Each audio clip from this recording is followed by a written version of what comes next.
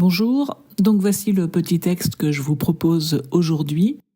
N'hésitez pas à appuyer sur pause le temps de votre méditation et ensuite vous pouvez poursuivre si vous le souhaitez la lecture de la vidéo pour écouter ce que ce texte m'a inspiré à moi.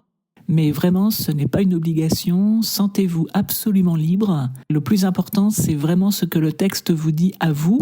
Et si justement vous souhaitez partager, mais là non plus ce n'est pas une obligation, faites-le en toute liberté si vous le désirez. Donc si vous souhaitez partager ce que le texte vous a inspiré, n'hésitez pas à le faire en commentaire. C'est vraiment toujours inspirant de voir à quel point l'Évangile parle à chacun de manière très personnelle. Donc n'hésitez pas. Bonne méditation! Alors en ce qui me concerne, j'ai dû m'y reprendre à 2 fois pour méditer ce petit texte. Parce que la première fois, donc hier, franchement, j'ai pas compris grand-chose. Enfin, du moins, je comprenais les mots, je comprenais la succession des mots, mais je voyais pas bien ce que je pouvais en tirer pour moi. Donc j'ai commencé à chercher ce que voulait dire Dalmanuta, que peut-être il y avait une signification. Là, en fait, je me suis rendu compte que le lieu était inconnu. Je me suis dit, bon d'accord, ça commence bien. Ensuite, les pharisiens qui sortent, ils sortent d'où ? Et puis, ils demandent un signe du ciel. Jésus qui leur répond, alors que Jésus vient de faire une multiplication des pains. Je me suis dit, bon, peut-être qu'ils n'étaient pas présents, donc ils n'ont pas vu. C'est pour ça qu'ils demandent un signe. Ensuite, Jésus qui dit, mais pourquoi cette génération cherche-t-elle un signe, etc. Et qui continue en disant, il ne lui sera pas donné de signe.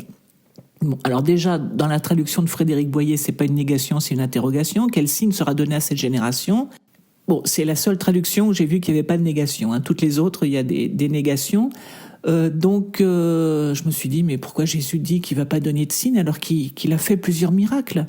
Donc, vraiment, je comprenais pas. Donc, je me suis dit, bon, c'est pas la peine d'insister, je laisse de côté. Et donc, j'ai recommencé aujourd'hui. Aujourd'hui, les choses sont un petit peu différentes. À savoir que il me semble, bon, d'abord, évidemment, première évidence que Jésus n'est pas un distributeur de miracles.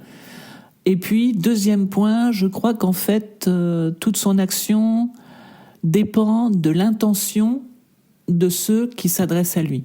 Et en fait, je crois que c'est ça la clé. Enfin, moi, en tout cas, c'est la clé que j'y ai vue aujourd'hui, à savoir que les intentions de ces pharisiens sont clairement décrites comme étant négatives, puisque c'est pour le tester, pour le mettre à l'épreuve.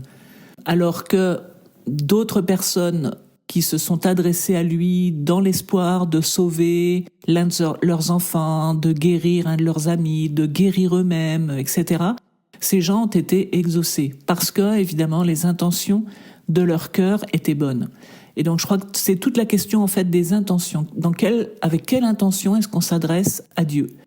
Et de fait, dans ce qui suit, les versets qui suivent, donc on le verra dans une autre méditation, Jésus met en garde contre le levain des pharisiens et le levain d'Hérode. Et le levain, c'est bien justement cette intention qui pousse à l'action.